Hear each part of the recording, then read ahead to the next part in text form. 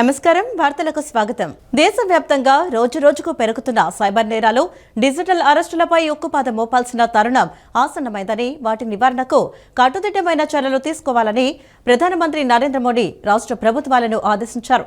Digital arrest మరియు cyber మోసాల సమస్యను తక్షణమే సాంకేతికత సహాయంతో నియంత్రణకు కట్టుదిట్టమైన చర్యలు తీసుకోవాలని ప్రధాని మోదీ సీఎస్లను ఆదేశించారు. సైబర్ మోసాలు, డిజిటల్ అరెస్టులపై ప్రజల్లో పెద్ద ఎత్తున అవగాహన, ప్రచార కార్యక్రమాలను నిర్వహించాలని సీఎస్లకు స్పష్టం చేశారు. వివిధ రైల్వే ప్రాజెక్టులు, జాతీయ రహదారులు, మెట్రో రైల్ ప్రాజెక్టులు, ఇండస్ట్రియల్ కారిడార్లు, ఇంటిగ్రేషన్ ఆఫ్ రెన్యూవల్ ఎనర్జీ జోన్లు, TB Mukt Bharat Abhiyan, cyber crime మరియు డిజిటల్ అరెస్ట్ సంబంధిత ప్రగతి అంశాలపై ఢిల్లీ నుండి ప్రధానమంత్రి వివిధ రాష్ట్రాల ప్రభుత్వ ప్రధాన కార్యదర్శులు, కేంద్రపాలిత ప్రాంతాల అడ్మినిస్ట్రేటర్లతో వీడియో సమావేశం నిర్వహించారు. ఈ సందర్భంగా ప్రధాని వివిధ మౌలిక సదుపాయాల ప్రాజెక్టుల పురోగతిని, వాటిలోని సమస్యలను సమీక్షించి వివిధ శాఖల మధ్య సమన్వయంతో సమస్యలను పరిష్కరించాలని సీఎస్లను ఆదేశించారు. ఈ కార్యక్రమాలతో పాటు పెరుగుతున్న డిజిటల్ నేరాలు అదుపు, టీబీ ముక్త్ భారత్ పురోగతిపై ప్రత్యేక దృష్టి సారించాలని, పురోగతిని మెరుగుపరచాలని ప్రధాన కార్యదర్శులను ఆదేశించారు. సైబర్ ఫిర్యాదులను త్వరితగతిన చర్య తీసుకోదగిన కేసులుగా మార్చేందుకు రాష్ట్రాలు ఈఎఫ్ఐఆర్, జీరో ఎఫ్ఐఆర్ వ్యవస్థలను బలోపేతం చేయాలని ప్రధాని ఆదేశించారు. అదేవిధంగా మోసపూరితంగా కాజేసిన డబ్బును స్తంభింపచేయడం మరియు తిరిగి రాబట్టడం, మ్యూల్ ఖాతాలను గుర్తించడంలో బ్యాంకులు, పోలీసులు, ఆర్బీఐ మరియు హోం వ్యవహారాల మంత్రిత్వ శాఖలు సమన్వయంతో పనిచేయాలని ప్రధాని మోదీ స్పష్టం చేశారు. సైబర్ మోసాల నుండి పౌరులను రక్షించడానికి సైబర్ నేరాల కోసం ప్రత్యేక సంస్థాగత యంత్రాంగాలను ఏర్పాటు చేయాలని, సైబర్ పోలీసుల సామర్థ్యాన్ని మరింత బలోపేతం చేయాలని ప్రధాని సూచించారు. ఇలాంటి నేరాలకు అవకాశమున్న హాట్ స్పాట్లను గుర్తించాలని మరియు భారీ అవగాహన ప్రచారాలను నిర్వహించాలని ప్రభుత్వ ప్రధాన కార్యదర్శులను ప్రధానమంత్రి నరేంద్ర మోదీ ఆదేశించారు. టీబీ ముక్త్ భారత్ అభియాన్కు ముందస్తుగా గుర్తించడం, సంపూర్ణ చికిత్స, పోషకాహార మద్దతు మరియు సామాజిక భాగస్వామ్యం ద్వారా టీబీ వ్యాప్తిని, టీబీ సంబంధిత మరణాలను తగ్గించడంపై దృష్టి సారించి టీబీ ముక్త్ భారత్కు కృషి చేయాలన్నారు. విజయవాడ సీఎస్ క్యాంపు కార్యాలయం నుండి ప్రభుత్వ ప్రధాన కార్యదర్శి జి సాయి ప్రసాద్, ప్రత్యేక ప్రధాన కార్యదర్శి ఎంటీ కృష్ణబాబు, ముఖ్య కార్యదర్శి S Suresh Kumar, SP CID Gangadharrao, ఇతర పోలీసు అధికారులు తదితరులు పాల్గొన్నారు. 51 కోట్లతో 33 కొత్త స్పిల్వే గేట్లను ఆంధ్రప్రదేశ్, కర్ణాటక రాష్ట్ర ప్రభుత్వాలు ఏర్పాటు చేశాయి. గేట్ల ప్రారంభం అనంతరం హోసపేటలో జరిగే బహిరంగ సభ ప్రదేశానికి ముగ్గురు సీఎంలు, కేంద్ర మంత్రి వెళ్లారు. సీఎం చంద్రబాబు వెంట మంత్రులు నిమ్మల రామనాయుడు, పయ్యావుల కేశవ్ పాల్గొన్నారు. తుంగభద్ర ప్రాజెక్టు కొత్త గేట్ల ప్రారంభానికి ముందు హోసపేటలోని ఐఆర్బీ అతిథి గృహంలో CM Chandrababu, Karnataka CM DK Shivakumar, Telangana CM Revanth Reddy, కేంద్ర మంత్రి సీఆర్ పాటిల్ మర్యాదపూర్వకంగా భేటీ అయ్యారు. భేటీలో మంత్రులు పయ్యావుల కేశవ్, నిమ్మల రామనాయుడు పాల్గొన్నారు. ఉప ముఖ్యమంత్రి పవన్ కళ్యాణ్ దీక్ష చేపట్టారు. ఏటా చేపట్టే ఆధ్యాత్మిక దీక్షను ఈసారి కూడా ప్రారంభించారు. గుంటూరు జిల్లా మంగళగిరిలోని పానకాల లక్ష్మీ నరసింహస్వామి ఆలయంలో అర్చనలు చేసి దీక్ష స్వీకరించారు. ప్రతి సంవత్సరం 4 నెలల పాటు ఈ దీక్ష చేస్తుంటారు. గురుముఖత పొందిన మంత్రోపదేశాన్ని ఆచరణలో పెట్టేందుకు ఈ దీక్షను పాటిస్తున్నారు. అంతకుముందు ఆలయ రాజగోపురం వద్ద ఈవో సునీల్ కుమార్ అర్చకులు పవన్ కళ్యాణ్ కు స్వాగతం పలికారు. దిగువ సన్నిధిలో స్వామివార్లకు పట్టు వస్త్రాలు సమర్పించి అష్టోత్తరాలతో ప్రత్యేక పూజలు చేశారు.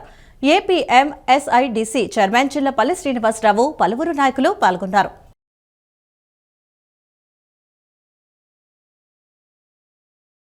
బాలయ్య బాబు నాయకత్వంలో సినీ పరిశ్రమను ప్రజా రాజధాని అమరావతిలో పెద్ద ఎత్తున ప్రోత్సహించే లక్ష్యంతో పనిచేస్తున్నామని మంత్రి నారా లోకేష్ చెప్పారు. సినిమాతో పాటు క్రియేటర్ ఎకానమీని కూడా పెద్ద ఎత్తున ప్రోత్సహించాలనేది సీఎం చంద్రబాబు ఆలోచన అని పేర్కొన్నారు. ఇందుకు కావలసిన మౌలిక సదుపాయాలను ఏర్పాటు చేయాలనే లక్ష్యంతో ప్రజాప్రభుత్వం పనిచేస్తుందన్నారు. ప్రజా రాజధాని అమరావతిలో తొలిసారిగా భారీ సినిమా ప్రారంభోత్సవం జరిగింది. వెలగపూడిలోని బిట్స్ పిలానీ గ్రౌండ్ లో జరిగిన నటసింహం నందమూరి బాలకృష్ణ 112వ సినిమా ప్రారంభోత్సవ వేడుకకు విద్యా, ఐటీ శాఖల మంత్రి నారా లోకేష్ ముఖ్య అతిథిగా హాజరయ్యారు. ఈ సందర్భంగా నిర్వహించిన పూజా కార్యక్రమంలో పాల్గొన్నారు. అనంతరం క్లాప్ కొట్టి షూటింగ్ ను ప్రారంభించారు. బాలకృష్ణ కుమార్తె తేజస్విని కెమెరా స్విచ్ ఆన్ చేశారు. ఈ సందర్భంగా మంత్రి లోకేష్ మాట్లాడుతూ సినిమా ప్రారంభోత్సవానికి ఎప్పుడూ వెళ్లలేదని, అద్భుత అవకాశం ఇచ్చిన ముద్దుల మామయ్య జై బాలయ్యకు ధన్యవాదాలు తెలియజేస్తున్నానని అన్నారు. అమరావతిలో సినిమా ప్రారంభోత్సవ కార్యక్రమం నిర్వహించడం తమ అదృష్టంగా భావిస్తున్నామని, ఇది పవిత్ర భూమి అని అన్నారు. భవిష్యత్తులో మరిన్ని సినిమాలు ఇక్కడి నుంచే ప్రారంభించాలని కోరుకుంటున్నానని తెలిపారు. మంత్రి కందుల దుర్గేష్ మాట్లాడుతూ CM Chandrababu Naidu, deputy CM Pawan Kalyan నేతృత్వంలో బాలకృష్ణ ప్రోత్సాహంతో ఫిల్మ్ డెవలప్మెంట్ కార్పొరేషన్ను ఏర్పాటు చేశామన్నారు. ఏపీలో షూటింగ్లే కాదు, స్టూడియోలో రికార్డింగ్ థియేటర్లు కూడా ఏర్పాటు చేస్తామని చెప్పారు. ప్రభుత్వం ఎంతో చిత్తశుద్ధితో పనిచేస్తోందని తెలిపారు. సినిమాటోగ్రఫీ మంత్రిగా తన సంపూర్ణ సహకారం ఇండస్ట్రీకి ఉంటుందన్నారు. సినిమా అంటేనే గుర్తొచ్చేది విజయవాడే అని, అలాంటి విజయవాడ చిత్ర పరిశ్రమకు పూర్వ వైభవం తీసుకువస్తామని కందుల దుర్గేష్ పేర్కొన్నారు. నటుడు బాలకృష్ణ మాట్లాడుతూ ఆంధ్రప్రదేశ్లో జరిగిన మొదటి సినిమా పూజా కార్యక్రమం ఇదే. ఈ సందర్భంగా బాలకృష్ణ మాట్లాడుతూ ప్రస్తుతం అమరావతి అన్ని రంగాల్లో అభివృద్ధి చెందుతోందన్నారు. ఏపీలోని మిగతా ప్రాంతాల్లోనూ చలనచిత్ర పరిశ్రమను ముందుకు తీసుకెళ్లాలనే ఉద్దేశంతో ఈ సినిమా పూజా కార్యక్రమాన్ని ఇక్కడ ఏర్పాటు చేశామన్నారు. అందరి సహకారంతోనే ఇండస్ట్రీ ముందుకు సాగుతోందని చెప్పారు. ఏపీలో ఎన్నో అద్భుతమైన లొకేషన్స్ ఉన్నాయని తెలియజేశారు. ఎన్టీఆర్, ఏఎన్ఆర్ పుట్టిన నేల ఇదని అన్నారు. ఈ నేలపై మనం సినిమా రంగాన్ని అభివృద్ధి చేద్దామని అందరితో చర్చించి నిర్ణయం తీసుకుంటామని వెల్లడించారు. ఈ కార్యక్రమంలో సినీ దర్శకులు కొరటాల శివ, సినీ నిర్మాత చెరుకూరి సుధాకర్, ప్రముఖ నిర్మాత దగ్గుబాటి సురేష్, ఎమ్మెల్యేలు తెనాలి శ్రవణ్ కుమార్, ఎంఎస్ రాజుతో పాటు పలువురు సినీ రాజకీయ ప్రముఖులు పాల్గొన్నారు.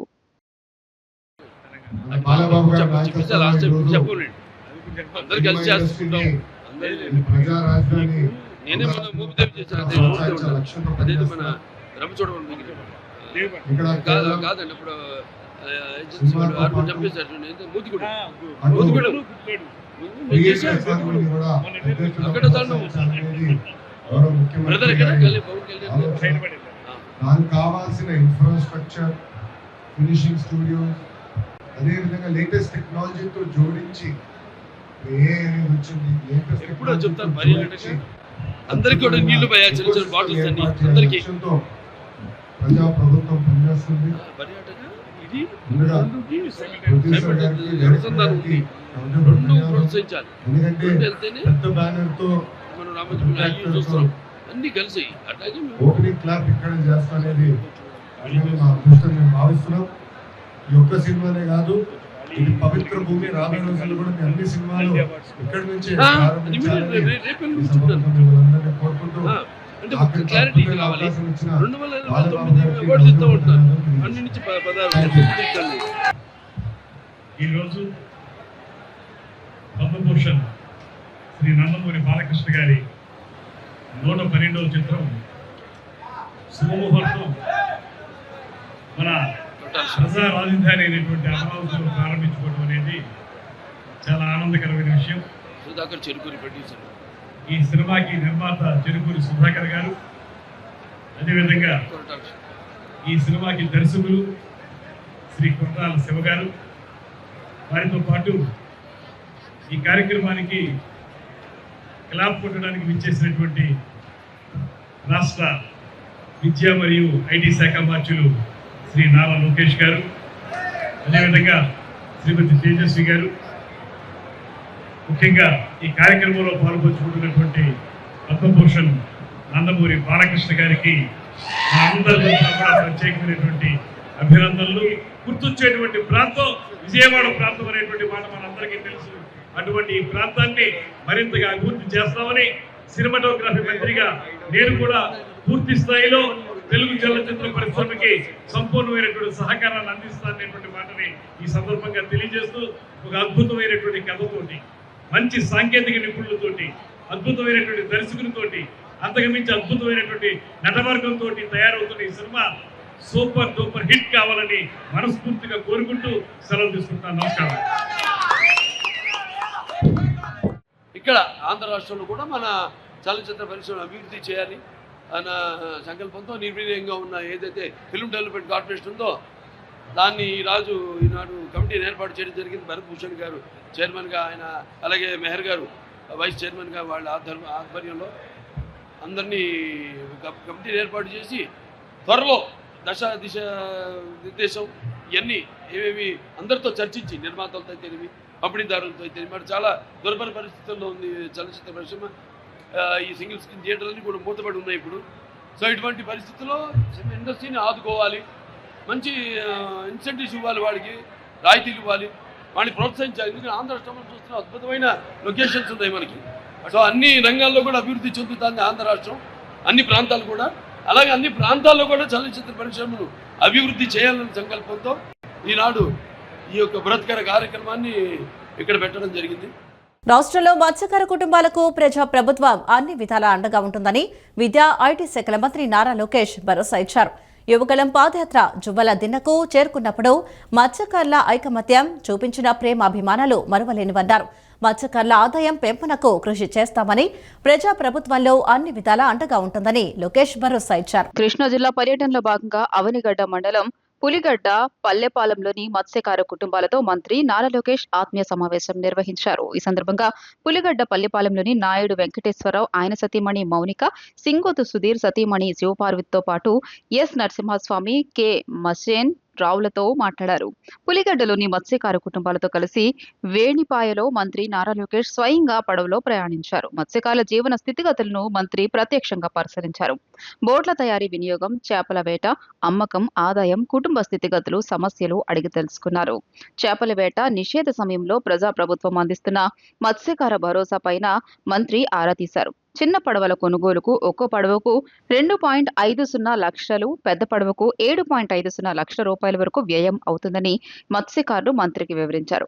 ఇక్కడ పెద్ద బోట్లు నడవవని, చిన్న బోట్లను మాత్రమే వినియోగిస్తామని తెలియజేశారు. నెల్లూరులో బోట్ల తయారీ ఉందని వివరించారు. ఉదయం 2 నుంచి 3 గంటల సమయంలో చేపల వేటకు బయలుదేరి 9 గంటలకు తిరిగి వస్తామని తెలిపారు. వలల్లో 15 రకాలు ఉంటాయని, వలలో పడిన చేపలను స్థానిక కంపెనీలకు విక్రయిస్తామన్నారు. కుటుంబానికి నెలకు 20,000 రూపాయల వరకు సంపాదన ఉంటుందని, గ్రామంలో 300 మంది వరకు మత్స్యకారులు ఉన్నారని తెలియజేశారు. తమ గ్రామంలో ప్రస్తుతం రిజిస్టర్ అయిన చిన్న బోట్లు 60, పెద్ద బోట్లు 15 వరకు ఉన్నాయని వివరించారు. స్థానిక ప్రభుత్వ ప్రాథమిక పాఠశాలలో తమ పిల్లలు చదువుతున్నారని మత్స్యకారులు తెలియజేశారు. అనంతరం మంత్రి లోకేష్ స్వయంగా వలవేసి చేపలను పట్టారు. తాము వినియోగించే బోట్లకు గత కొన్నేళ్లుగా లీటర్ డీజిల్ పై 9 రూపాయలు సబ్సిడీని ప్రభుత్వం అందిస్తోందని, దీనిని 25 రూపాయల నుంచి 30 రూపాయల వరకు పెంచాలని మత్స్యకారులు విజ్ఞప్తి చేశారు. వలలు, బోట్లు, ఇంజన్ కొనుగోలుపై సబ్సిడీ ఇవ్వాలని కోరారు. వరదల సమయంలో ఫిషింగ్ ల్యాండింగ్ సెంటర్ ఏర్పాటుతో పాటు వలల కోసం షెల్టర్స్, రాత్రి సమయంలో ఇబ్బందులు తలెత్తకుండా ఫ్లడ్ లైట్లను ఏర్పాటు చేయాలని కోరారు. మత్స్యకార కుటుంబాలకు పక్కా గృహాలు నిర్మించి ఇవ్వాలని విజ్ఞప్తి చేశారు. ఎంత అవుతుంది ఏంటనేది ఒకసారి అసెస్ చెప్పండి. నేను మంత్రి గారితో సవితమ్మ గారితో మాట్లాడతాను. మాట్లాడి నేను చెప్తాను.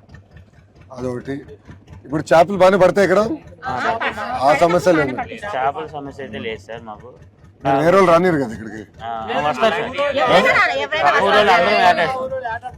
వస్తారు ఆడతారా?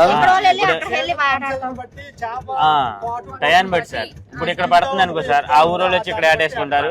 ఇప్పుడు అక్కడ పడుతుంటే మేము ఇక్కడ నుంచి ఇటు పడితే వాళ్ళు ఇటు వస్తారు, మీ ఆటో వెళ్తే మీరు ఆటో వెళ్తారు. అట్లా సార్ ఇబ్బంది. కానీ మీ కమిట్మెంట్ మెచ్చుకోవాలబ్బా. నాకు నేను చూసా జూలై దండలో పాదయాత్ర చేసినప్పుడు ఊరు నుంచి వెళ్ళాలి. మన వాళ్ళదే ఊరు. 6 ఊర్లు 6-7 ఊర్లు వరుసగా ఉంటాయి. అందరూ కూర్చుని మాట్లాడుకుని వీడు వస్తున్నాడు పాదయాత్రలో, ఎవడు వెయిట్ వెళ్ళేదానికి లేదు. అందరూ రోడ్లను నీట్గా కడిగేసి ముగ్గులేసారబ్బా. ఇది ఊరు ఎంటర్ అయిన దగ్గర నుంచి ఊరు ఎండే వరకు ముగ్గుల్ని నేను స్టన్ అయిపోయా. 3,132 కిలోమీటర్లు నడిచా, ఎక్కడ చూడాల అని అందరూ ఒకే మాట మీద నిలబడ్డారు. నేను అదే యోగాంధ్ర కార్యక్రమాలు విజయవంతం కావటాన్ని స్ఫూర్తిగా తీసుకుని ఇంటింటికి యోగాపై యాక్షన్ ప్లాన్ సిద్ధం చేయాలని రాష్ట్ర వైద్య ఆరోగ్య శాఖ మంత్రి సత్యకుమార్ యాదవ్ అధికారులను ఆదేశించారు.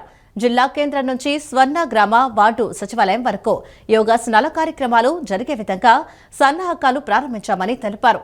దైనందిన జీవితంలో యోగాసనాలు తప్పనిసరిగా ప్రజలు అనుసరించే విధంగా శాఖాపరంగా చర్యలు ఉండాలన్నారు. 13వ అంతర్జాతీయ యోగా దినోత్సవాన్ని తిరుపతిలో వచ్చే ఏడాది జూన్ 21న నిర్వహించేందుకు అవసరమైన ఏర్పాట్లపై అక్కడి జిల్లా కలెక్టర్ ఇతర అధికారులతో ఇప్పటి నుంచే చర్చిస్తూ ఉండాలని చెప్పారు. యోగాంధ్ర 2026 కార్యక్రమాలు విజయవంతంగా ముగిసిన సందర్భాన్ని పురస్కరించుకుని వైద్య ఆరోగ్య శాఖ ముఖ్య కార్యదర్శి సురేష్ కుమార్, ఆయుష్ డైరెక్టర్ రోణంకి గోపాలకృష్ణ, ఆరోగ్య కుటుంబ సంక్షేమ శాఖ commissioner, director of secondary health Chakradhar Babu, NTR జిల్లా collector doctor Lakshmisha, joint collector, ఇతర అధికారులతో మంత్రి సత్యకుమార్ యాదవ్ నిన్న వర్చువల్ గా సమావేశమయ్యారు. మంత్రి సత్యకుమార్ యాదవ్ మాట్లాడుతూ అంచనాలకు మించి యోగాంధ్ర రాష్ట్ర స్థాయి కార్యక్రమం జిల్లాలో జరిగిన అనుసంధాన కార్యక్రమాలు విజయవంతంగా జరిగాయని, అందరికీ ప్రభుత్వం తరపున అభినందనలు తెలియజేస్తున్నానని తెలిపారు. 2025లో మాదిరిగానే 2026లో కొనసాగించిన విధంగానే కాకుండా ఇంటింటికి యోగా కింద ఏడాది పొడవునా జరిగేలా సంస్థాగత నిర్మాణం జరగాలని పేర్కొన్నారు. ఇంటింటికి యోగా, సంపూర్ణ యోగాకు రాష్ట్ర ప్రభుత్వం కట్టుబడి ఉందని తెలియజేశారు. యోగా కార్యక్రమాల నిర్వహణకు ఆంధ్రప్రదేశ్ యోగా అండ్ నేచురోపతి ప్రచార పరిషత్తు త్వరలో ఏర్పడుతుందన్నారు. దీనికి అనుగుణంగా సచివాలయాల స్థాయిలో శాశ్వత యోగా మందిరాలు నడిపేందుకు, యోగా పర్యవేక్షణకు జిల్లా, మండలాల స్థాయిలో అధికారుల నియామకానికి ముఖ్యమంత్రి ఆమోదం తెలిపారని, దీనికి అనుగుణంగా ప్రతిపాదనలు సిద్ధం చేయాలని అధికారులను ఆదేశించారు. రాష్ట్ర వైద్య ఆరోగ్య శాఖ ముఖ్య కార్యదర్శి సురేష్ కుమార్ మాట్లాడుతూ యోగాంధ్ర కార్యక్రమంలో పాల్గొనే అవకాశం రావడాన్ని గోల్డెన్ ఛాన్స్ గా తాను భావిస్తున్నానని తెలియజేశారు. ఏడాది పొడవునా యోగా కార్యక్రమాల నిర్వహణకు అవసరమైన అన్ని చర్యలు తీసుకుంటామని తెలిపారు. ఆయుష్ డైరెక్టర్ రోడంగి గోపాలకృష్ణ మాట్లాడుతూ 2025, 2026లో మాదిరిగానే 2027లో తిరుపతిలో నిర్వహించే యోగాంధ్ర కార్యక్రమాల్ని జరిపేందుకు ఇప్పటి నుంచే అవసరమైన చర్చలు ప్రారంభిస్తామన్నారు. ఇంటింటికి యోగా కింద ప్రజల్లో అవగాహన పెంచేందుకు ఆయుష్ శాఖ తరపున అవసరమైన చర్యలు చేపడతామన్నారు. ఈ సందర్భంగా యోగాంధ్ర కార్యక్రమాల నిర్వహణలో చురుగ్గా వ్యవహరించిన అధికారులు, ఉద్యోగులకు ప్రశంసా పత్రాలు అందజేశారు. సహకార రంగాన్ని బలోపేతం చేయటం, రైతులు, డ్వాక్రా మహిళలు, చిరు వ్యాపారులకు బ్యాంకింగ్ సేవలను మరింత చేరువ చేయటమే కూటమి ప్రభుత్వ లక్ష్యమని మైలవరం ఎమ్మెల్యే వసంత వెంకట కృష్ణ ప్రసాద్ అన్నారు. వెల్లటూరు చుట్టుపక్కల గ్రామాల ప్రజల చిరకాల కోరిక నేడు నెరవేరిందన్నారు. ఎన్టీఆర్ జిల్లా జి కొండూరు మండలం వెల్లటూరు గ్రామంలో కృష్ణా జిల్లా సహకార కేంద్ర బ్యాంక్ నూతన శాఖను నేడు ప్రారంభించారు.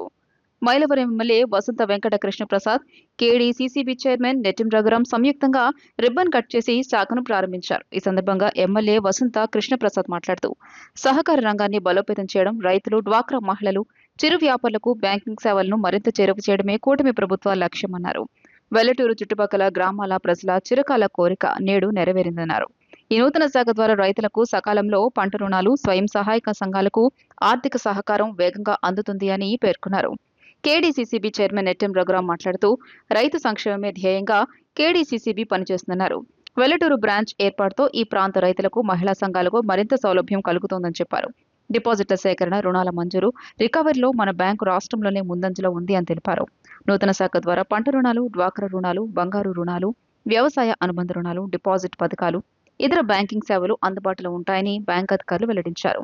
రైతులు పాస్బుక్, ఆధార్ కార్డుతో నేరుగా లావాదేవీలు నిర్వహించుకోవచ్చన్నారు. ఈ కార్యక్రమంలో కూటమి నాయకులు, గ్రామస్తులు పెద్ద సంఖ్యలో పాల్గొన్నారు. అధికార పక్షంలో ఉన్నా, ప్రతిపక్షంలో ఉన్నా ఇప్పుడు కాపులకు ద్రోహం చేస్తున్నది జగనేనని మాజీ మంత్రి ఎమ్మెల్యే కన్నా లక్ష్మీనారాయణ ధ్వజమెత్తారు. కాపులకు తాను వ్యతిరేకినని జగన్ బహిరంగంగా చెప్పిన విషయం అందరికీ తెలుసునని పేర్కొన్నారు. కాపులకు రిజర్వేషన్ అమలు చేయాలనేది 40 ఏళ్లుగా ఉన్న డిమాండ్ అని తెలిపారు. పల్నాడు జిల్లా సత్తెనపల్లిలో మాజీ మంత్రి ఎమ్మెల్యే కన్నా లక్ష్మీనారాయణ విలేకరులతో మాట్లాడారు.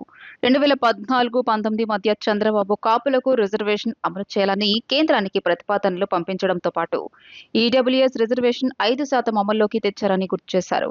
జగన్ ముఖ్యమంత్రి కాగానే కాపులకు ఈడబ్ల్యూఎస్ రిజర్వేషన్ను రద్దు చేశారన్నారు. అప్పుడు భాజపా రాష్ట్ర అధ్యక్షుడిగా ఉన్న తాను జగన్ నిర్ణయాన్ని తప్పుబట్టి ఈడబ్ల్యూఎస్ అమలు, కాపు రిజర్వేషన్పై మీ స్టాండ్ ఏంటని లేఖ రాస్తే జగన్ దానికి సమాధానం ఇవ్వలేదని చెప్పారు.